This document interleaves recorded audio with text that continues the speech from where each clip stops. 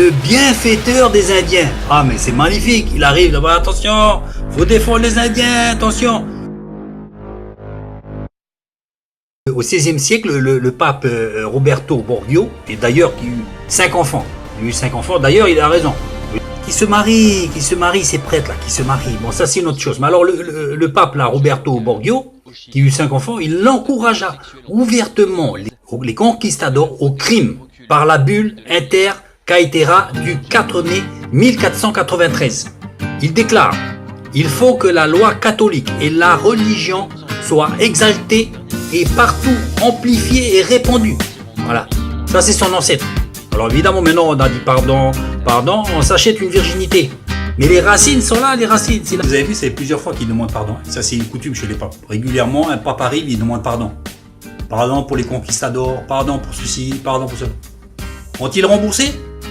Non, mais tout ça c'est mort, là, ça y est, ils sont morts. Ils sont morts enterrés, là, c'est fini. Maintenant, la richesse est là, la banque du Vatican est là, le royaume du Vatican est là. Vous voyez, c'est comme les criminels, là, avant, comment il s'appelle le gars, là, Escobar. Vous voyez, il a empoisonné des milliers de gens, certains sont certainement morts avec des overdoses, et avec l'argent, on fait des logements sociaux. Et donc, automatiquement, hop, l'auréole. Hop, hop, l'auréole. Des généreux, grands donateurs, grands serviteurs du peuple. On est dans le peuple, la population. Regardez, on aide les gens, les démunis. Avec l'argent du crime, avec l'argent de la drogue, avec l'argent du poison. Et fortune du catholicisme aussi pareil. Avec l'argent des crimes, des tueries. À part ça, c'est un homme bien. Franchement, vraiment gentil. Attention, vraiment gentil. Hein. Vous avez vu en Amérique du Sud ce qu'il a fait pour les démunis et tout ça.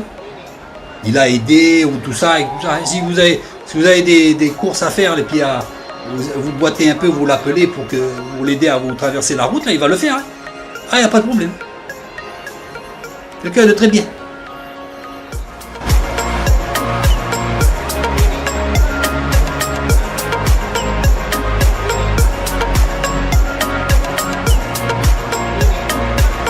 Du fait qu'ils étaient de connivence avec les empereurs depuis jadis, et ensuite les rois, etc., l'Empire catholique a été immense, et des richesses immenses.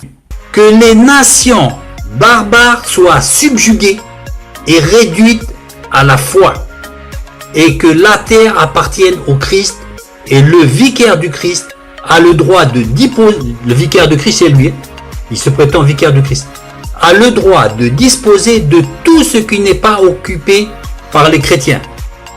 C'est pas occupé par les chrétiens, ça veut dire on le prend. Donc voilà.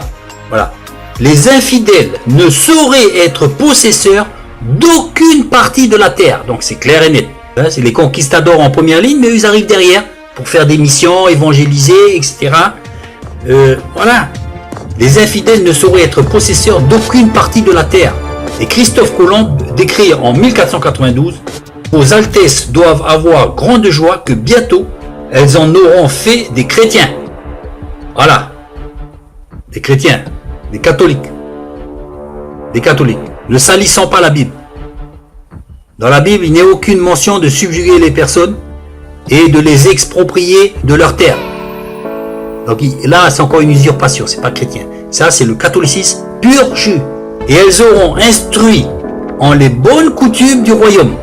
Les bonnes coutumes du royaume. Les bonnes coutumes du royaume, c'est quoi? C'est de leur prendre la terre. C'est ça. Peace and love. Hein? Et après, on va leur parler de la morale catholique. On estime à 30 millions le nombre d'Indiens morts en moins d'un siècle. En 1618, les souverains d'Habsbourg déclenchent la guerre de 30 ans pour avoir voulu convertir des sujets protestants de Bohême, en sorte qu'en 1648, la moitié de la population allemande avait disparu.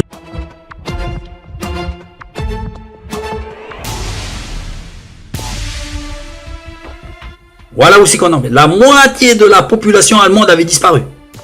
Hein, pourquoi? Parce qu'on a voulu convertir des populations.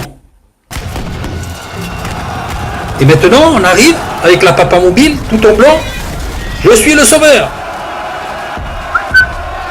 Tes racines, mon gars, tes racines. Tes racines, c'est quoi? Avant d'être pape, il a fait des bienfaisances, il a aidé les gens dans les quartiers, tout ça, on le sait. C'est bien, ça c'est très bien. C'est de l'humanisme, mais pas du christianisme. Pas pareil. Plus près de chez nous, en Espagne, en 1931, l'Église incite les fidèles à prendre les armes contre le nouveau régime républicain. Ainsi, Monseigneur, déjà il s'appelle Monseigneur, hein, Diaz Gomara, évêque de Carthagène, déclare « Bénis soient les canons, si dans les brèches qu'ils ouvrent fleurit l'évangile. » Bénis soient les canons, si dans les brèches qu'ils ouvrent fleurit l'évangile. Voilà. On le rappelle bibliquement que les apôtres n'ont jamais utilisé d'armes. L'apôtre Paul, etc., s'en vint avec des navires pour évangéliser à droite à gauche, et par la puissance du Saint-Esprit, par les miracles qu'il accomplissait, Dieu ajoutait chaque jour des fidèles à l'Église, de par la confirmation de Dieu, pas par les canons. L'évangile ne peut pas fleurir de par les canons ou de par l'épée des conquistadors. Et c'est ce qu'ils ont fait.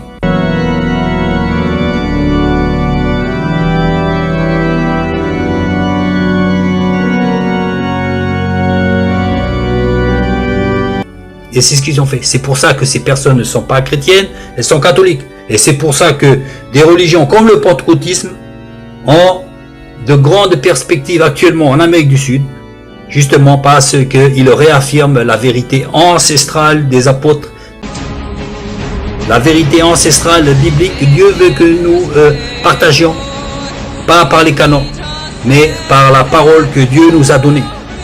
La différence est là entre catholicisme et christianisme. Le seul nom écrit dans la Bible est chrétien, pas catholique, ni protestant, ni pentecôtiste, ni aucun autre nom que chrétien. Et je ne veux savoir autre chose parmi vous que Jésus-Christ et Jésus-Christ crucifié. En Italie, Mussolini est qualifié par le pape de l'homme de la providence.